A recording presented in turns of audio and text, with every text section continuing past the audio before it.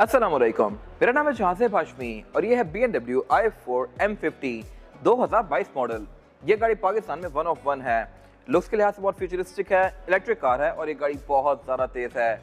इसमें ऐसी बहुत सारी एक्साइटिंग चीज़ें आती हैं जो कि इसकी वैल्यू को जस्टिफाई करती हैं और ये गाड़ी क्योंकि इलेक्ट्रिक कार है तो इसकी कोई रनिंग कॉस्ट भी नहीं है।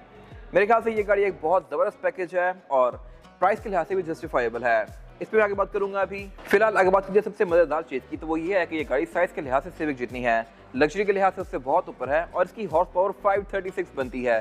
इतनी ज़्यादा हॉर्स पावर इतनी छोटी सी बॉडी में, तो इसकी वजह से इस गाड़ी की परफॉर्मेंस बहुत ही नेक्स्ट लेवल पे है और ये गाड़ी है भी ऑल व्हील ड्राइव। इसकी डिमांड 3,95,00,000 रुपए है और ये गाड़ी साइकिल मोटरस्पोर्ट के पास अवेलेबल है। अगर आपने इसके बारे में कोई इन्फॉर्मेशन लेनी है तो आप इस नंबर पर कॉल कर सकते हैं या फिर आप साइकिल मोटरस्पोर्ट को विजिट कर सकते हैं जो कि रावलपिंडी में DH2 के गेट 1 के ऑपोजिट लोकेटेड है। साइकिल मोटर्स के टोटल 2 ब्रांचेस हैं, एक रावलपिंडी में मरी रोड पे और फिर एक रावलपिंडी में DH2 के गेट 1 के ऑपोजिट ये वाली ब्रांच। इन दोनों ही ब्रांचेस पे गाड़ियों की बाइंग एंड सेलिंग के साथ साथ गाड़ियों के काम भी किए जाते हैं जैसे कि tints, wrap, ceramic coating, PPF, graphene coating. यहाँ पे गाड़ियाँ फेस फिट भी की जाती हैं और इसके अलावा यहाँ पे फिर एक पेंट बूथ भी अवेलेबल है। तो गाड़ियों की मॉडिफिकेशन, बाइंग एंड सेलिंग या कार केयर वगैरह के किसी भी तरह के काम के लिए cycle motorsports is the place. Overall it's a great car and today I'm going to review it. Let's start with the exterior of this car. Looks के लिहाज से ये गाड़ी बहुत ज़्यादा अनकन्वेंशनल है और इसकी मेन वजह इस गाड़ी की किडनी ग्रिल्स हैं। इसकी किडनी ग्रिल्स को इतना मैसेज कर दिया गया है जितना पहले मेरे ख्याल से किसी BM में नहीं थी। ये लिटरली बम्पर के ऊपर से लेकर नीचे तक कंटिन्यू करती हैं और ये प्रॉपर आपको एक नॉस्ट्रिल्स वाली फीलिंग देती हैं। i7 की किडनी ग्रिल्स भी काफ़ी बड़ी आती हैं, मैंने उसका रिव्यू भी किया हुआ है, लेकिन स्टिल वो कंपैरेटिवली इससे कम बड़ी लगती हैं। इनका साइज बहुत ही ज़्यादा मैसिव है और ऐसी ही किडनी ग्रिल्स फिर iX में भी आती हैं। बाकी ये गाड़ी क्योंकि EV है तो ये ग्रिल्स मोस्टली क्लोज ही हैं। इसमें ज़रा सा यहाँ पे नीचे एरिया छोड़ा हुआ है और वो AC के कंडेंसर की हवा के लिए है। इसमें फिर रडार भी आता है तो यहाँ पे एक प्रॉपर अलग से रडार का पैनल दिया गया है और ये गाड़ी फीचर्स के लिहाज से मैक्स आउट है। ये M पैकेज है, इसमें हर वो चीज़ ली गई है जो कि 4 सीरीज़ ऑफर कर सकती है। वो सारी चीज़ें मैं कवर करूँगा अभी इस रिव्यू में। बाकी इसके बोर्ड के अंदर काफ़ी स्ट्रॉन्ग करेक्टर लाइन्स दी गई हैं। यहाँ पे M पैकेज की बैजिंग दी गई है और अगर बात की जाए इस गाड़ी की हेडलाइट्स की तो BM की मोस्टली नई कार्स के अंदर हेडलाइट्स ऐसी ही आ रही हैं। बेशक आप 4 सीरीज़ देखें, M8 देखें, M5 देखें या फिर जो मर्जी कार देखें, उनकी हेडलाइट्स को काफ़ी स्लीक कर दिया गया है और उनके इंटरनल्स भी काफ़ी हद तक मिलते जुलते ही हैं। स्पेसिफिक कार में ये लेजर LED हेडलाइट्स दी गई हैं जो कि एक एड ऑन फीचर है। ये स्टैंडर्ड नहीं आती 4 सीरीज़ में, इस गाड़ी में ली गई हैं। और इसके अलावा इनके अंदर ब्लू कलर के एरियाज दिए गए हैं जो कि डिनोट करते हैं कि ये गाड़ी एक इलेक्ट्रिक कार है। बाकी इसके फ्रंट बम्पर पर पार्किंग सेंसर्स आते हैं। यहाँ पे एक डक्ट्स दिए गए हैं काफ़ी मैसिव जहाँ से गाड़ी हवा से करके पीछे से बाहर करती है और इसकी एरोडायनामिक्स को बेहतर बनाती है। इसके अलावा इसके बम्पर के अंदर भी काफ़ी स्ट्रॉन्ग कट लाइन्स दी गई हैं। वाइपर्स के काफ़ी हद तक हिडन ही हैं और इसके वाइपर्स भी इंटरेस्टिंग हैं। इनके ऊपर स्प्रिंकलर दिए गए हैं और स्प्रिंकलर पहले पानी थ्रो करते हैं और फिर वाइपर चलता है। यहाँ पे ये अलग से 6 स्प्रिंकलर्स दिए गए हैं ऑन ईच वाइपर। i7 में भी ऐसे ही हैं। तो वाइपर्स की सिचुएशन भी अब नई कार्स में काफ़ी इंटरेस्टिंग होती जा रही है। फिर ऊपर यहाँ पे कुछ और सेंसर्स दिए गए हैं, इन पे मैं आगे बात करूंगा अभी। और अगर बात की जाए इस गाड़ी की साइड प्रोफाइल की तो फ्रंट की तरह ये भी काफ़ी एग्रेसिव है। यहाँ पे M पैकेज वाली बहुत सारी चीज़ें दी गई हैं जो कि सिंपल 4 सीरीज़ में नहीं आती। जैसे कि इसमें ये काफ़ी स्ट्रॉन्ग नीचे ये फ्रिल्स दी गई हैं ब्लैक कलर की। यहाँ पे इसके फ्रंट में डक्ट्स भी दिए गए हैं और इसके अलावा इसमें जो ये साइड स्कर्ट है ये भी थोड़ी सी डिफरेंट है। फिर इसमें साइड मिरर भी ब्लैक कलर में आते हैं और इसके अलावा इसके भी ऊपर एक ये अलग से एक्सटेंशन दी हुई है जो कि इसकी एरोडायनामिक्स को बेहतर बनाती है। तो इसमें हर वो चीज़ ऐड की गई है जो कि इसकी लुक को बेहतर कर सकती है। बाकी अगर बात की जाए फीचर्स की तो फीचर भी गाड़ी यहाँ पे डिसेंट ऑफर करती है। इस तरह से कि इसके पार्किंग सेंसर यहाँ साइड तक आते हैं तो ये गाड़ी फ्रंट से भी यहाँ तक के और बैक से भी साइड तक के ऑब्स्टिकल्स को इंडिकेट करेगी। और इसके अलावा इन साइड मिरर्स के अंदर retractable, adjustable, auto, blind spot monitors, heated, इस तरह के सारे फीचर आते हैं। और फिर यहाँ पे कैमरास भी दिए गए हैं। ये गाड़ी आपको 360 डिग्री कैमरा सेटअप भी ऑफर करती है और ये एड ऑन होता है, इस गाड़ी में लिया गया है। और इसका व्यू भी काफ़ी ज़्यादा स्मार्ट है, ये मैं कवर करूंगा अभी इंटीरियर में जाके। इसके अलावा इस गाड़ी में मल्टी स्पोक 20 इंचेस के M पैकेज वाले हैं और यहाँ पे एक M पैकेज की बैजिंग भी दी गई है। इन पे मैं आगे बात करूंगा अभी। और अगर बात की जाए इस गाड़ी की एब्सोल्यूट साइड प्रोफाइल की तो साइज के लिहाज से ये गाड़ी सिविक के ग्रैंड जितनी है डेफिनेटली, क्योंकि ये गाड़ी 4 सीरीज़ है। 3 सीरीज़ और भी छोटी आती हैं सिटी के साइज़ की और 7 सीरीज़ वगैरह इससे बहुत ज़्यादा बड़ी होती हैं। मैंने i7 का रिव्यू किया हुआ है और उसमें साइड की सिचुएशन बहुत ज़्यादा इंटरेस्टिंग है। इस तरह से कि उसमें डोर्स ऑटो आते हैं बट इसमें ऑटो डोर नहीं दिए गए। ऑब्वियसली गाड़ी उससे प्राइस में भी काफ़ी कम है लेकिन इसके डोर्स भी इंटरेस्टिंग हैं। इस तरह से कि एक तो ये बॉर्डरलेस हैं, आप जब भी इसको अनलॉक करेंगे तो ये थोड़े से नीचे जाएंगे और फिर डोर खुलेगा। और इसके अलावा इसके डोर हैंडल्स भी थोड़े से यूनिक हैं, इस तरह से कि ये बॉडी के साथ बिल्कुल फ्लश हैं। आप इस गाड़ी को यहीं से लॉक अनलॉक भी कर सकते हैं लाइक दिस। और इसके अलावा इसको अनलॉक करने के लिए आप नीचे हाथ डालेंगे और इस तरह से ओपन करेंगे ये बाहर नहीं आते एस क्लास की तरह। बाकी इसमें एंट्री और एग्जिट काफ़ी आसान है। विंडोज़ गाड़ी की बिल्कुल फ्लश हैं, इन पर कोई खास बॉर्डर्स नहीं दिए गए और ये सारी एक ही लेवल पे हैं, तो इसकी लुक काफ़ी क्लीन सी आती है। i4 basically 4 door lift back shape में है, यानी कि इस गाड़ी की जो छत है ये बैक पे आके डिग्गी तक कंटिन्यू कर जाती है और ऐसी शेप आपको ऑडी A5 की भी देखने को मिलती है। सिविक एक्स भी कुछ हद तक ऐसी थी और ये गाड़ियाँ सेडान से थोड़ी सी डिफरेंट होती हैं। किस तरह से मैं कवर करूंगा अभी। इसके अलावा इसमें सॉफ्ट अनलॉक चारों ही डोर्स में आता है, यानी कि मैं चारों ही डोर से इस गाड़ी को लॉक और अनलॉक कर सकता हूं। और अगर बात की जाए इस गाड़ी के इस एंड की, तो यहाँ भी चीजें काफी इंटरेस्टिंग हैं। इस तरह से कि ये गाड़ी क्योंकि एम पैकेज है तो इसमें टायर ज्यादा चौड़े होते हैं। इसके टायर की प्रोफाइल 285 है और इसमें रिम भी 20 इंचेस का है, तो इस एक्स्ट्रा बड़े टायर को अकोमोडेट करने के लिए ऊपर इसमें एक ओवर फेंडर दिया गया है, जो कि बेसिकली बाद में लगाया हुआ है। ये बॉडी का हिस्सा नहीं है लेकिन कंपनी से ही लगा हुआ है, तो इस मैसिव व्हील को अकोमोडेट करने के लिए इसमें ये चीज ऐड की भी है। फिर इसके अलावा करेक्टर लाइंस भी यहाँ पे काफ़ी स्ट्रॉन्ग दी गई हैं। इसमें जो शार्क फिन एंटीना है ये भी काफ़ी यूनिक सा आता है, इस तरह से कि बिल्कुल ना होने के बराबर है, छोटा सा दिया गया है। फिर इसमें सनरूफ आती है, लेकिन ये सनरूफ साइज़ के लिहाज से अच्छी खासी मैसिव है और इसमें बैक पे ये गाड़ी आते आते इतना पीछे तक आ जाती है कि इसकी डिग्गी लिटरली सिर्फ आपके हाथ जितनी बचती है। ये मैं कवर करूँगा अभी साइड पर जाके। फिर इसके अलावा पार्किंग सेंसर्स यहाँ बैक तक दिए गए हैं और ये गाड़ी ऑल व्हील ड्राइव है। सारी i4 ऑल व्हील ड्राइव नहीं होती, ये गाड़ी एम पैकेज है और डुअल मोटर वाली कार है।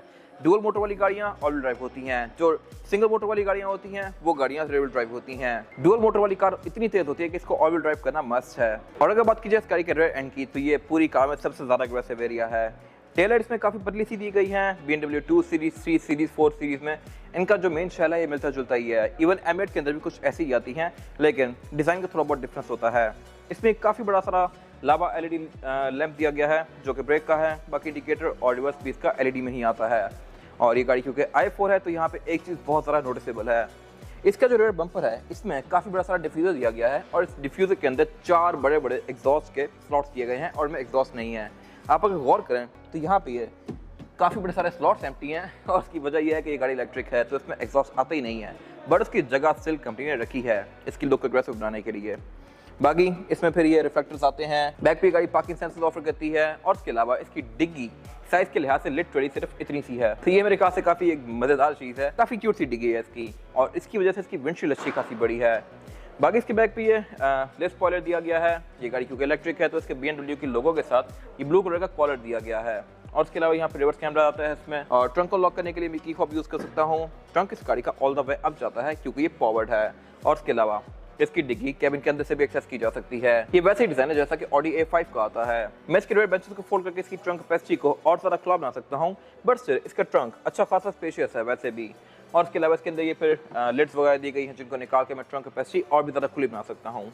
बाकी इस नीचे दी गई लिड को उठा के मैं इस गाड़ी की टूल किट एक्सेस कर सकता हूँ। इसमें स्पेयर टायर नहीं आता, टूल किट और चार्जर इसका यहीं पे दिया गया है। और इसके अलावा इसमें एक हार्मन कार्बन का यहाँ पे सब वूफर भी आता है जो कि फिक्स ही है। बाकी ट्रंक के अंदर ट्रैवल ऑप्टर वगैरह दिए गए हैं। टेलगेट इस गाड़ी का पॉवर्ड है तो मैं इसको यहीं से यूज़ कर सकता हूँ लाइक दिस। आप इसके ऊपर जाने की हाइट को भी एडजस्ट कर सकते हैं अपनी मर्जी के लिहाज से। और इसके अलावा यहाँ पे कुछ खास है नहीं। इसके बाद अगर बात की जाए इस गाड़ी के इंटीरियर की, तो एक्सटीरियर की तरह इस गाड़ी का इंटीरियर भी बहुत सारा मजेदार है। इसमें हर जगह एम पैकेज की थीम और कार्बन फाइबर की ट्रिम्स दी गई हैं जो कि इसकी लुक को काफी स्पोर्टी बना रही हैं। इन पर मैं आगे बात करूंगा अभी। फिलहाल अगर बात की जाए इस गाड़ी के स्टीयरिंग व्हील की, तो स्टीयरिंग व्हील इसमें 3 स्पोक आता है और उसके अलावा ये स्टीयरिंग व्हील एडजस्ट भी होता है गाड़ी को ऑन या ऑफ करने के साथ साथ, क्योंकि इसमें सीट्स मैनुअल फंक्शन के साथ आती हैं। सीट्स भी और स्टीयरिंग भी जब भी आप गाड़ी को ऑन करेंगे तो ये एडजस्ट होगा। और इसके अलावा ये स्टीयरिंग व्हील पूरा ही लेदर की फिनिश में है और इसमें जो स्टिचिंग है ये एम पैकेज वाली दी गई है।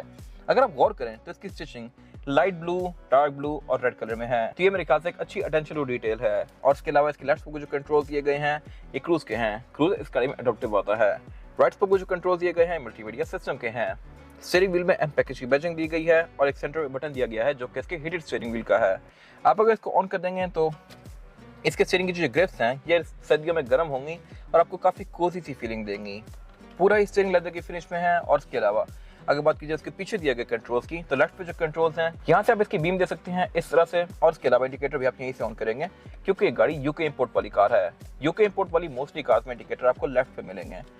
फिर इसके अलावा एक यहाँ पे BC का बटन दिया गया है। इस BC से आप इस गाड़ी के ट्रेल्स, माइलेज वगैरह के बीच में नेविगेट कर सकते हैं। राइट पे इसके विंडशील्ड वॉशर दिए गए हैं जो कि ऑटोमेटिक हैं। इसके बाद अगर बात कीजिए इस गाड़ी के मीटर की, तो मीटर इसका पूरी स्क्रीन है। इसके आप डिफरेंट थिंग्स के बीच में इस तरह से नेविगेट कर सकते हैं लाइक दिस। सेंटर में क्या कंटेंट आएगा आप यहाँ से सेलेक्ट कर सकते हैं। आप यहाँ मैप भी दिखा सकते हैं और उसके अलावा गाड़ी की स्टैट्स देखनी है तो वो भी देख सकते हैं, और अगर आपने इसको क्लीन करना है तो आप क्लीन भी कर सकते हैं। अगर मैं इसको राइट पे करूँगा तो इसकी हेडअप डिस्प्ले की सेटिंग्स आ गई हैं। हेडअप डिस्प्ले को भी आप काफ़ी हद तक कॉन्फ़िगर कर सकते हैं लाइक दिस।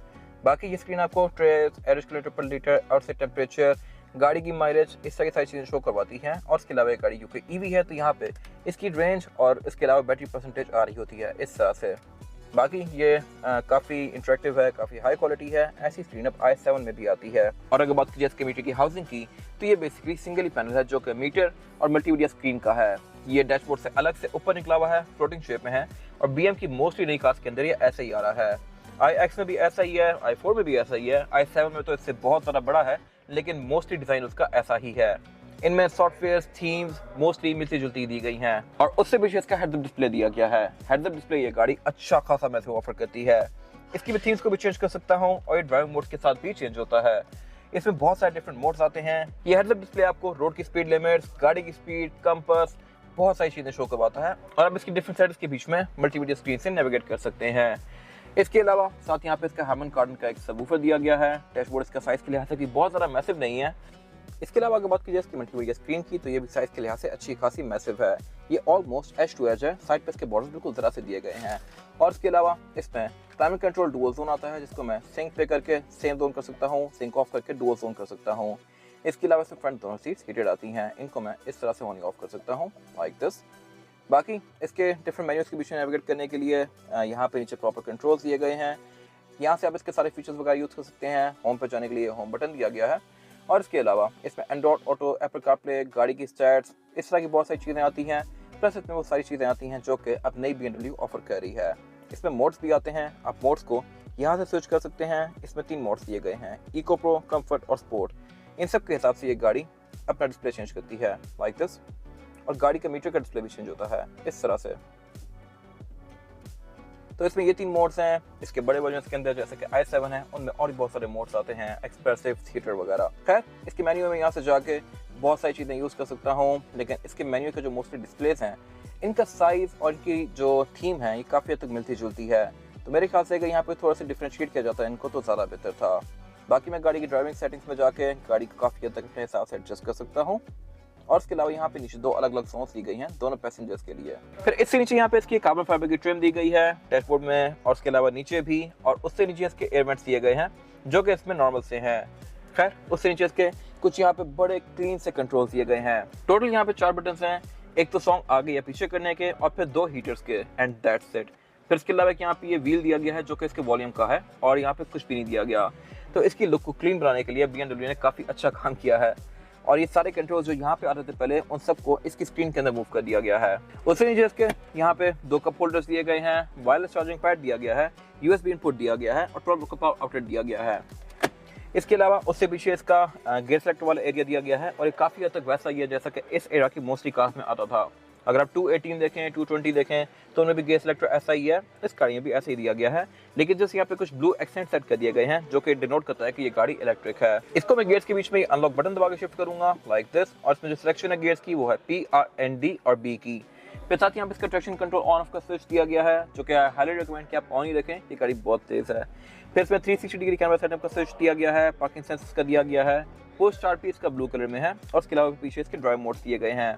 ड्राइव मोड इस गाड़ी में है इको, प्रो, कम्फर्ट और स्पोर्ट। इको प्रो में ये गाड़ी आपको मैक्सिमम एवरेज देगी, स्पोर्ट में ये गाड़ी डेफिनेटली स्पोर्टी हो जाएगी। फिर उसके अलावा उससे पीछे ऑटो होल्ड दिया गया है, इसमें ऑटो होल्ड भी आता है, और ये काफ़ी इंटरेस्टिंग फीचर है। आप इन गाड़ियों में जब भी ब्रेक लगाते हैं तो ये गाड़ी ब्रेक लगा के रुक जाती है, और बेशक गाड़ी डी में हो ये चलना शुरू नहीं होगी जब तक आप रेस नहीं देते। आप रेस लेकर इस गाड़ी को चलाना शुरू करेंगे और फिर ये गाड़ी चलती जाएगी। ये चीज़ टेस्ला में भी आती है, आप इस फंक्शन को ऑन ऑफ भी कर सकते हैं, और मेरे ख्याल से एक अच्छी चीज़ है। साथ इसकी पार्किंग ब्रेक दी गई है, और यहाँ पे कुछ और फिजिकल कंट्रोल्स दिए गए हैं जहाँ से आप इसकी मल्टीमीडिया स्क्रीन के बीच में इस तरह से नेविगेट कर सकते हैं। उससे पीछे इसका सेंटर कंसोल दिया गया है जो कि स्पेस के लिहाज से अच्छा खासा स्पेशियस है, और इसके अलावा इसमें C2C पावर आउटलेट दिया गया है।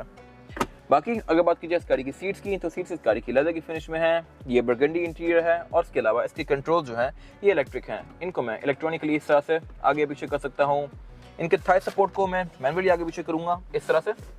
अगर ये मेरे ख्याल से इलेक्ट्रिक होते तो अच्छी बात थी, बट ये मैनुअल दिए गए हैं। बाकी हेडरेस्ट भी इसमें मैनुअल आते हैं, लेकिन सीट की एडजस्टमेंट इलेक्ट्रॉनिक है। सीट्स इस गाड़ी में फ्रंट दोनों हीटेड आती हैं, और इन सीट्स वाले लेदर इसके डोर्स के अंदर भी कंटिन्यू किया गया है। डोर पैनल भी इसके लुक्स के लिहाज से काफी एग्रेसिव हैं और उसके अलावा विंडोज गाड़ी में ऑल ऑटो आती हैं। इन सबको मैं सिंगल टैप से फुली रोल डाउन या रोल अप कर सकता हूँ। बाकी साइड में रिट्रैक्टेबल आते हैं। साउंड सिस्टम इस गाड़ी में हार्मन कार्डन का आता है। स्पीकर इस गाड़ी में काफी सारे दिए गए हैं। रूफ लाइनर इस गाड़ी का ब्लैक कलर में दिया गया है एम पैकेज में। और इसके अलावा वेंटिलेटेड गाड़ी ड्राइवर और पैसेंजर दोनों के लिए ऑफर करती है और इसमें लाइट भी आती है जो कि ऑटोमेटिकली ऑन होती है। फिर इसके अलावा रेयर व्यू मिरर भी इस गाड़ी में ऑटो डिमिंग वाला आता है। कैबिन लाइट्स इसकी काफी लग्जरियस दी गई हैं। सीट बेल्ट इस गाड़ी में एम पैकेज वाली आती हैं और इसके अलावा ये इस गाड़ी की सनरूफ दी गई है। ओपनिंग के लिहाज से अच्छी खासी वाइड है। इस गाड़ी के इंटीरियर में एम्बिएंट लाइटिंग भी आती है जो काफी स्लीक सी है। इसको आप RGB कलर्स के बीच में स्विच कर सकते हैं। और डैशबोर्ड में यहाँ पे काफी लाइट्स दी गई हैं, डोर्स में दी गई हैं, फुटवेल्स में दी गई हैं। और अगर लेट्स सपोज मैं डोर खोलता हूँ तो ये फ्लैश करने लग जाएगी कि लेट्स सपोज अगर पीछे से कोई गाड़ी आ रही है तो उसको पता हो कि यहाँ पे डोर खुला हुआ है और उस फ्लैश को देख के समझ जाएगा कि यहाँ पे खतरा है। इसके बाद अगर बात करिए इस गाड़ी में रेयर पैसेंजर्स की सीटिंग कैपेसिटी की, तो अब यहाँ बैठते कह सकते हैं कि गाड़ी टोटल 4 लोगों के लिए डिजाइन की गई है। मेरे पास लेग रूम यहाँ पे बिल्कुल पूरा है और हेडरूम भी। अगर मेरे से भी लंबा बंदा यहाँ बैठेगा तो उसको इन चीज़ों का इशू हो सकता है। और इसके अलावा सेंटर में काफ़ी बड़ा हम्प दिया गया है तो इसमें बैक पे 2 ही लोग कंफर्टेबली बैठ सकते हैं। लेकिन अमेनिटीज यहाँ पे काफ़ी अच्छी दी गई हैं। इस तरह से कि इसमें रेयर पैसेंजर्स के लिए प्राइमरी कंट्रोल के वेंट्स दिए गए हैं यहाँ पे भी और पाँव पे भी। फिर इसके अलावा इसमें पावर आउटलेट भी आती है रेयर पैसेंजर्स के लिए। क्लाइमेट कंट्रोल को आप यहाँ से ऑन ऑफ करके एडजस्ट कर सकते हैं। बैक पे रेयर पैसेंजर्स के लिए अलग से जोन दी गई है। फिर इसके अलावा इस गाड़ी की रेयर बेंचेस 60/40 के स्प्लिट के साथ हैं। इनको मैं फोल्ड करके इसकी कैपेसिटी को और ज़्यादा खुला बना सकता हूँ। और इसके अलावा अगर मैं इसका सेंटर कंसोल निकालूं तो ये भी अच्छा खासा वाइड है। इसको मैं एज एन आर्मरेस्ट यूज कर सकता हूं और यहाँ पे 2 कप होल्डर्स भी दिए गए हैं जिनको मैं इस तरह से ओपन करूंगा। फिर इसके अलावा अगर बात करिए सीट बेल्ट्स की, तो इसकी सीट बेल्ट्स के अंदर एम पैकेज वाली लाइनिंग दी गई है, फ्रंट पे भी और बैक पे भी। तो ये मेरे ख्याल से काफी इंटरेस्टिंग चीज है। फिर ये गाड़ी क्वार्टर ग्लास भी ऑफर करती है जो कि अच्छे खासे बड़े हैं और इसमें रेयर पैसेंजर्स के लिए एयर बैग्स भी आते हैं। साउंड सिस्टम इसमें हार्मन कार्डन का है बैक पे भी। डोर अनलॉकर के साथ यहाँ पे इसके ट्विटर्स दिए गए हैं, डोर्स में स्पीकर्स दिए गए हैं और इसके अलावा सेंटर में पे केबल लाइट्स आती हैं। इसके अलावा इसके रेयर डोर्स भी बॉर्डरलेस हैं और ये प्राइवेसी वाले हैं और इसके अलावा यहाँ पे कुछ खास है नहीं। इसके बाद अगर बात की जाए इस गाड़ी के अंडर द हुड सिचुएशन की, तो यहाँ पे सब कुछ काफी इंटरेस्टिंग है। इस तरह से कि आप इस गाड़ी का जब बोनट खोलते हैं तो यहाँ पे कुछ भी खास नहीं है। ये बिल्कुल बंद है अंदर से क्योंकि यहाँ पे इंजन नहीं आता और यहाँ पे सिर्फ इलेक्ट्रिकल कंपोनेंट्स दिए गए हैं और यहाँ पे ऐसा कुछ भी नहीं है जिसमें आप खुद घुस के कुछ सेट कर सकें। ये सारा कंपनी ऑपरेटेड एरिया है और कंपनी के पास ही टूल्स होते हैं कि वो इस चीज़ को खोल सकें और अंदर काम कर सकें। तो बेसिकली ऑनर्स के लिए कंपनी ने ये चीज़ क्लोज रखी हुई है। इसके अलावा यहाँ पे जगह जगह आपको ये एल्यूमिनियम नजर आएगा। ये बेसिकली एक एक्सपेंसिव मटेरियल है एज कम्पेयर टू आयरन और इसका वेट कम होता है और स्ट्रेंथ ज़्यादा होती है। तो ये गाड़ी बेसिकली लाइट बनाने में काफ़ी ज़्यादा हेल्प करता है। अगर बात करिए परफॉर्मेंस फिगर्स की, तो ये गाड़ी 536 हॉर्स पावर प्रोड्यूस करती है along with 580 pound feet of torque, जो कि बहुत ज़बरदस्त फिगर है इस बॉडी साइज के लिहाज से। फिर ये गाड़ी है भी ऑल व्हील ड्राइव। इतनी ज़्यादा पावर को टायरों पर उतारने के लिए all wheel drive transmission must है। और इसके अलावा इसमें जो कवर दिया गया है इसके ऊपर एम पैकेज की बैजिंग दी गई है ताकि आपको यहाँ भी आके भूलना चाहिए कि आपने एम पैकेज वाली कार ली है। इसके अलावा जो ये गाड़ी रेंज देती है ये तकरीबन 430-440 है जो कि कंपनी क्लेम करती है, लेकिन ऑन रोड आपको तकरीबन 420-400 तक की रेंज आएगी जो कि ठीक है। आप डे टू डे यूज़ के लिहाज से इसको आराम से यूज़ कर सकते हैं, लेकिन अगर आपने लॉन्गर जर्नीज पे जाना है तो फिर आप चार्जर्स कंसिडर करें लाजमी, क्योंकि ये गाड़ी कोई बहुत ज़्यादा लंबी जर्नीज नहीं करेगी। जैसे कि मुल्तान जा सकती है लेकिन बिल्कुल नेक टू नेक, और अगर लेट्स सपोज आपने इस पर कहीं उससे भी आगे जाना है तो फिर ये गाड़ी नहीं जा पाएगी, आपको इसको रुक के रास्ते में चार्ज करना पड़ेगा। फिर इसके अलावा इसकी बोर्ड के अंदर इंस्टॉलेशन दी गई है। इसमें ABS, traction control, electronic power steering, इस तरह की बहुत सारी चीज़ें आती हैं जो कि इस राइड को बहुत ज़्यादा कंफर्टेबल बनाती हैं। और इसके अलावा ये गाड़ी क्योंकि EV है तो पावर डिलीवरी के लिहाज से भी ये गाड़ी बिल्कुल इंस्टेंट है। ये गाड़ी फ़ौरन रिस्पॉन्ड करती है आपके एक्सीलरेटर को। आप जैसे ही रेस देंगे ये गाड़ी फ़ौरन उड़ती हुई जाएगी। अगर लेट्स सपोज 536 हॉर्स पावर के साथ कोई इंजन वाली गाड़ी आ जाए और साथ ये गाड़ी हो, दोनों की हॉर्स पावर सेम हो, तब भी ये गाड़ी उस गाड़ी को आराम से बीट कर सकती है क्योंकि इसमें पावर डिलीवरी बहुत ज़्यादा फास्ट है। बाकी इसके अलावा यहाँ पे कुछ खास है नहीं। इसके बाद अगर बात कीजिए इस गाड़ी की टायर साइज की, टायर साइज जो ऑफर करती है i4 फ्रंट पे यह है 255, 35 और 20, और जो पीछे आता है वो है 285, 30 और 20। इसमें 20 इंचेस का मल्टी प्रोग्राम आता है जो कि एम पैकेज वाला है। इसमें लिटरली एम पैकेज की बैजिंग भी दी गई है। और इसके अलावा टायर इस गाड़ी में पिरेली के हैं। रिम इसके स्टैगर्ड हैं, यानी कि अगले रिम कम चौड़े हैं और पिछले रिम ज़्यादा चौड़े हैं। अगर आप इसके रिम के इस वाले एरिया पे गौर करें तो इसका कम डीप है और पिछले वाले रिम का ज़्यादा डीप है। ये चीज़ एम पैकेज में आती है क्योंकि ये गाड़ियाँ बहुत ज़्यादा तेज़ होती हैं, तो पिछला टायर थोड़ा ज़्यादा डीप रखा जाता है और डेफिनेटली उसको अकोमोडेट करने के लिए उसके ऊपर एक और फेंडर भी लगाया हुआ है। तो लुक्स के लिहाज से इसकी लुक काफ़ी मज़ेदार आती है और रिम इसमें 20 इंचेस का है, जबकि गाड़ी साइज़ के लिहाज से सिविक जितनी है। तो मेरे ख्याल से काफ़ी इंटरेस्टिंग चीज़ है। फिर इसके अलावा इस गाड़ी में ऑल व्हील डिस्क ब्रेक आती है और इसमें रीजनरेटिव ब्रेकिंग भी है। रीजन के 3 लेवल्स हैं, आप उसको हाई, मीडियम या लो पे कर सकते हैं काइनेटिक एनर्जी रिजर्व सिस्टम को, और बेसिकली रीजन ब्रेकिंग से ये गाड़ी बैटरी को चार्ज करती है। इसका ब्रेकिंग एक्सपीरियंस भी कंपैरेटिवली सिंपल गाड़ी से डिफरेंट होता है।